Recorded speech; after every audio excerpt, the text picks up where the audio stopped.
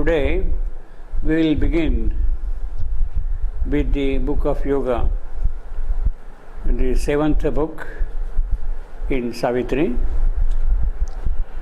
In the previous book, the book of Fate, Narad has disclosed the death of Satyavan 1 year after the marriage of Satyavan and Savitri. He also makes it very clear that it is a destined marriage, and although it might look to be calamitous, it is something which has to happen, which must happen. It is necessary for the further evolutionary advance. So Narad is not simply making an announcement of a calamitous event. In fact, he is in that way initiating Savitri into yoga. He is giving her diksha. Directly or indirectly, he has cast the seed of yoga in the soul of Savitri. One would in fact say that it is not just directly or indirectly, it is a deliberate, a purposeful action on his part. He takes the enormous trouble of coming all the way from his home in paradise to Mathura at the most opportune moment when Savitri is going to disclose to her parents the choice she has made in Satyavan as her life's partner.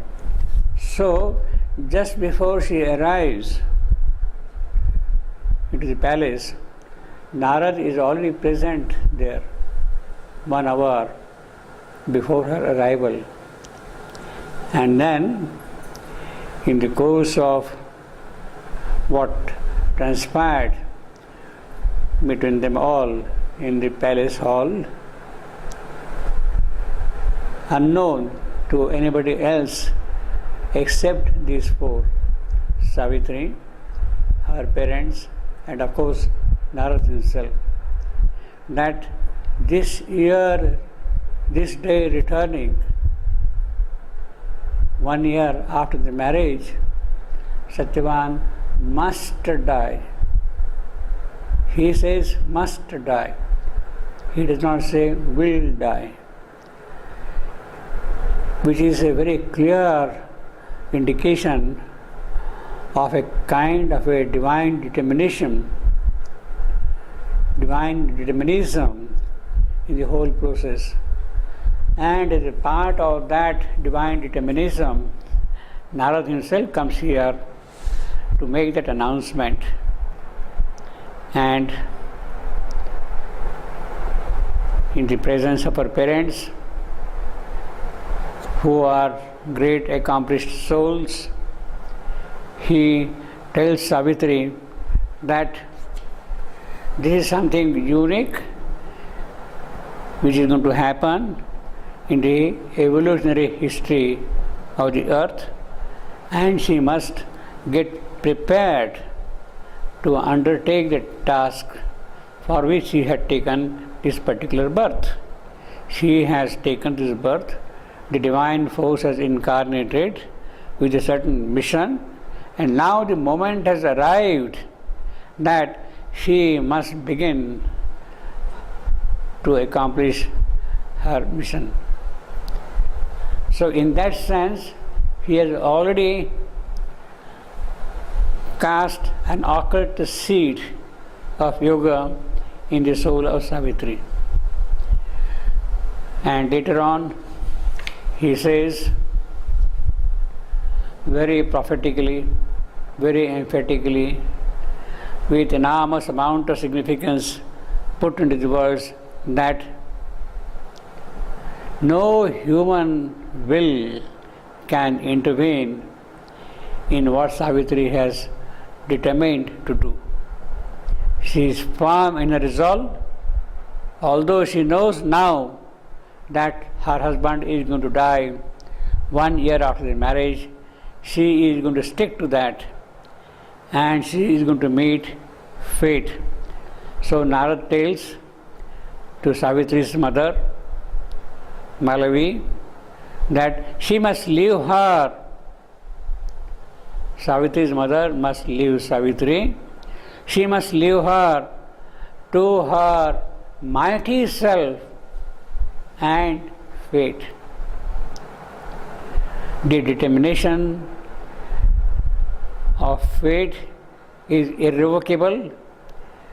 He has to die, he must die. Throughout the epic Savitri, we have this particular aspect as if kind of ringing in our ears everywhere. This day returning, Satyavan must die. Must die. In one of the talks in the 1940s, early 1940s, Shebendo was asked by his attendants about this particular aspect, and he says very emphatically again that Satyavan has to die. He used the word has to die. Here, of course, he uses the word in Savitri, in the epic, must die. Both of them are exactly the same thing. Has to die, must die. Why he must die? Why he has to die? Because only then can the obstacle which is standing in the process of a divine manifestation be removed.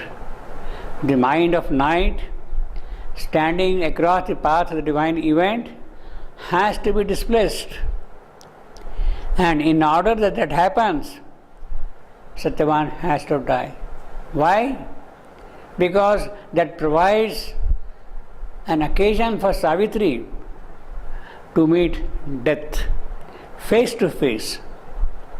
It is not that she is here and death is in the occult world, that they are going to fight it out and remove death. They had to come face to face, confront each other. Then only she can win a victory over him. It is not by simply saying death disappear. It's not a magic wand by which death is going to disappear. She has to meet him face to face, and only then she can wield her strength and remove this obstacle standing across the path of the divine event. Now, therefore, the entire crux of the matter is condensed in one single action. Satyavan must die. Savitri, therefore, has to meet death, and Savitri must win victory over death. So, Savitri has to prepare herself to win victory over death. For that purpose, she has to do yoga. The entire thrust of Savitri's yoga is to win victory over death. She must gather the divine force in her soul, and with that force confront death and vanquish him. That can happen only when Savitri is occult yogically prepared to do that. That is why we can say that again, Narad comes here to give Diksha to Savitri. He initiates her on the path of yoga, and Savitri is now set to do that yoga. Well, this is the general basis of why Savitri has to do yoga. Now, this particular book, in fact, as I said earlier, as I read in the line from Savitri, Narad tells to Savitri's mother, leave her to her mighty self and wait. Mighty self, she can become really mighty when she has imbibed in her soul the power of the Mahashakti. When that is present in her soul, then she can meet death. She can face fate. So therefore, doing yoga becomes an imperative in the case of Savitri. She must do yoga. Now, when we see this title of the book, Book 7, the Book of Yoga, it is the yoga very specific to Savitri. This yoga is meant for Savitri. It is not for you, for me, for we. Certainly, it is not for me. This yoga is specific to Savitri. She has to gather force in her soul and meet death, to conquer death. The task of Savitri's yoga is to win victory over death. Now, that is not our task. Our task is of a different kind. Our yoga will be of a different nature. It is not the same yoga which we can follow. In fact, it is impossible for us to do the yoga Savitri is going to do. It is a very unique yoga which Savitri alone can do it. As a matter of fact, we can stretch the argument a little further and say that this yoga, which is so unique to Savitri, cannot be done even by Ashwapati. It is so unique to Savitri alone. It is an occult battle, and it is only the power of the Almighty Mother who can enter into the occult field and accomplish the task for which she herself incarnates here as Savitri. Ashwapati does not incarnate himself here for that purpose. His incarnation is of a different nature. His incarnation is to prepare the necessary ground for the birth of Savitri. He has to establish the divine presence in all the parts of the universe, and it is on the basis of that presence of the divine everywhere that Savitri can do her yoga and can win victory over death. So the role of Ashwapati is to establish the divine presence everywhere, to invoke the birth of divine Savitri here. He compels her to pass through the portals of the birth, that is a death. She has to take the mortal birth. Savitri has to take the mortal birth and do this work. Now, some little background about how this book of yoga was composed by Sri Aurobindo, by the yogi poet. There is absolutely no parallel of this kind of yoga anywhere in the spiritual, occult or yogic literature. This is absolutely unique to Savitri itself. This book was not existent before 1946. In fact, in one of his letters to Amal Kiran, Sri Aurobindo says that he has yet to begin the book of yoga. We can say that he started drafting this particular book sometime around 1947, and his draft consisted of not more than 1000 lines at the time. The final version which we have got here has, has 3165 lines. In the 1950 edition, 3165 lines. In the revised edition, we have 5 additional lines, 3172 lines.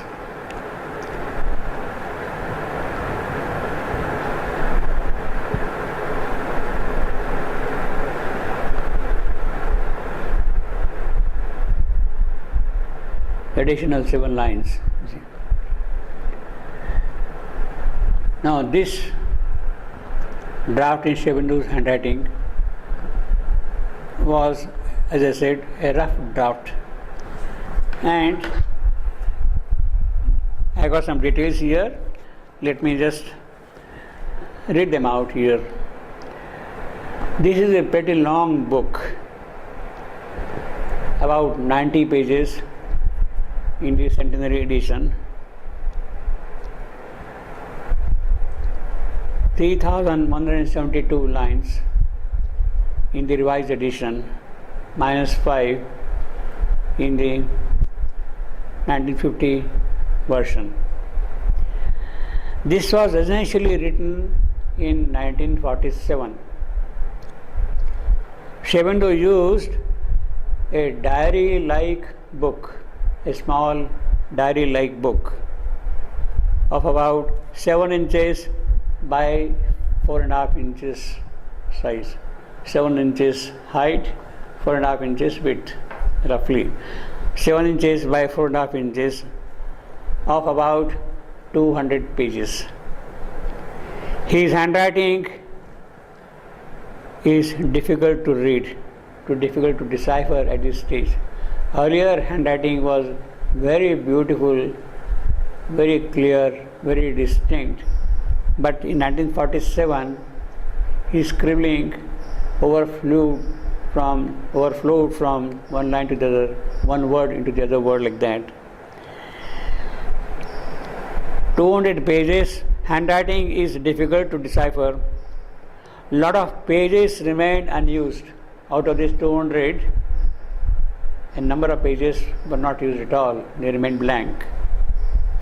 The lines were quickly written with large spacings in between, one line here, one line here, one line here, like that, because he could not see things properly. His eyesight had become weak, but he had somehow kind of scribbled those lines. The lines were quickly written with large spacing in between, about 12 to 15 lines per page. This version is of the nature of a rough draft. He wanted to kind of capture the main theme, the main inspiration which is there behind it, and use that as the basis for developing the entire book. Broad outlines used for dictation. So it is this particular basis became the starting point for composing the final version of the Book of Yoga, which was all by dictation from this point onward. In other words, these lines were read out to Sri Aurobindo, and on the basis of these lines, he should dictate new lines to Nirodharan. who was attending on him for this work. There are changes here and there in Nirod's hand, even in this draft. In other words, while the draft was being read out to Sri Aurobindo, he had dictated few alterations, revisions, changes in the text.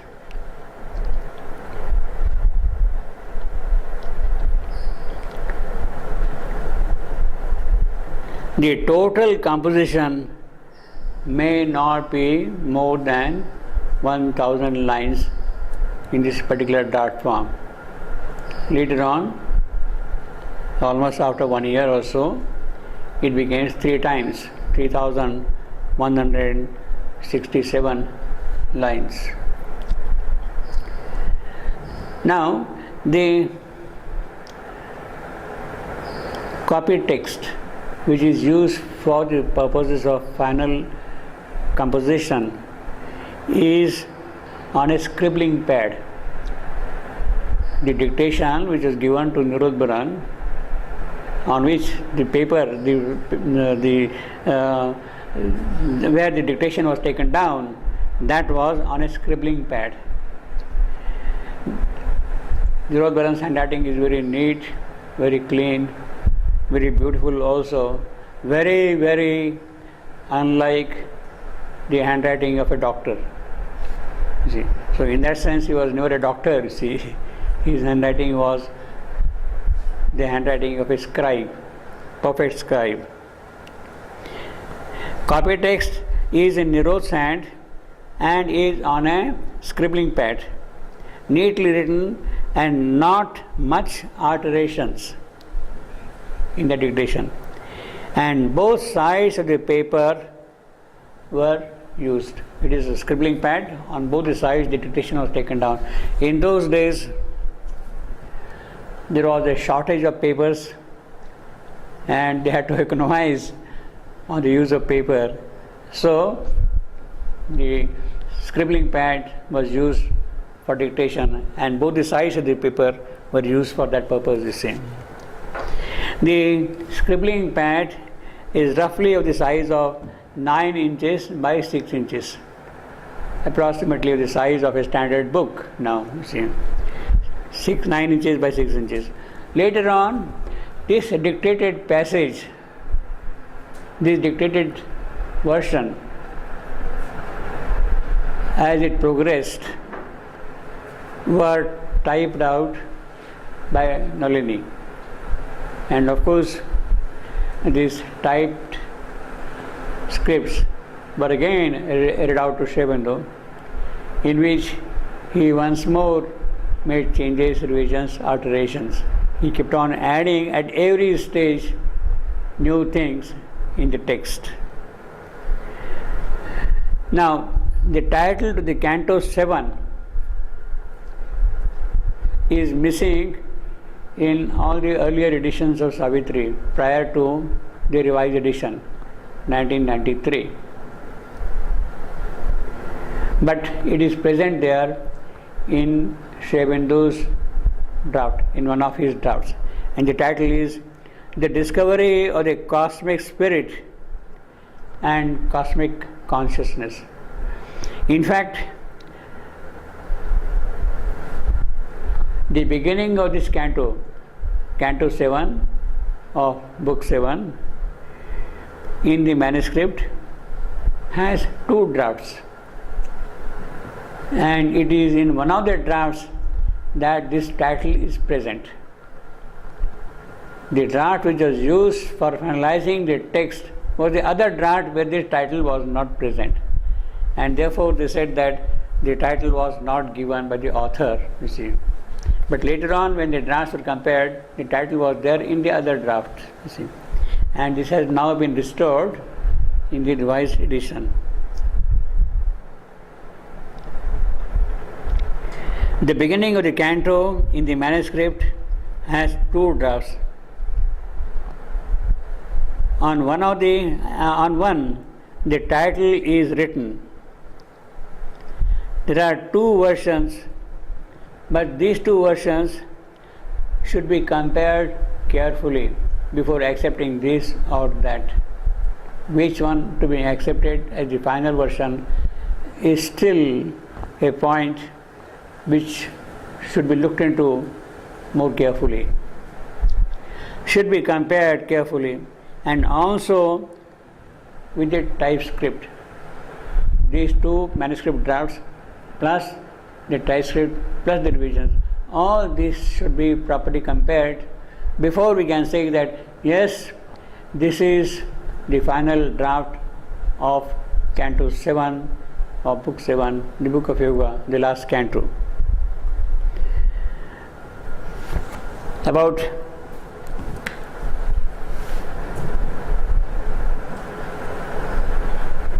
25 years ago or so, when Savitri revisions were being scrutinized,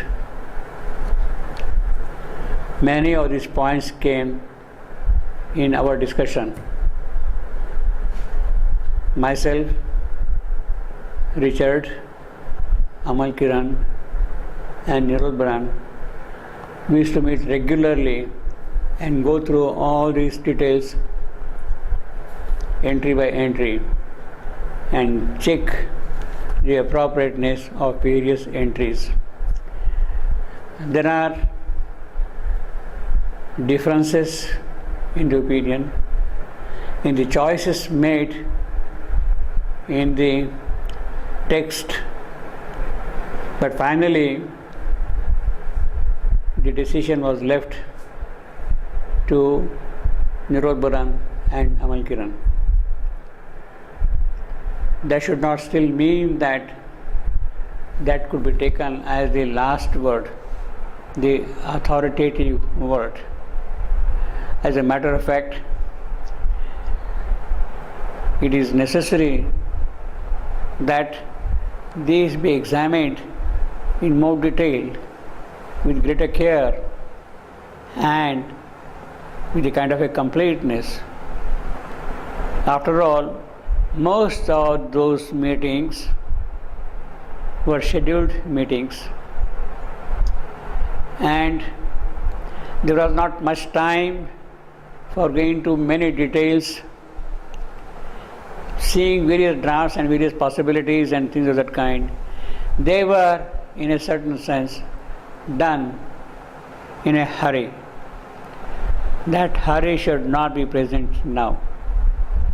With all the time, with all the resources at our disposal, it is necessary that a thorough rechecking of all those entries be done once more.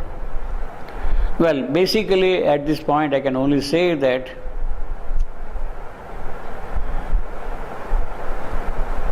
Book of Yoga came very late in the composition of Savitri. In other words, it has in it the entire yogic component, the yogic realization of Shivendu and the mother till as late as 1947, which is not present in the earlier writings. So from that angle, it is, we can say, the completest, the most authentic, the most exhaustive formulation of the yogic aspects of Shivendu and the mother. And it is that which becomes extremely valuable to us. So again, it becomes necessary for us, with great patience, with great understanding, with great composition, with deep peace in our mind and our soul, we look into those drafts, into those compositions, and see what best is possible from our angle. They have done their job, but there are certain things which need also got to be done even now.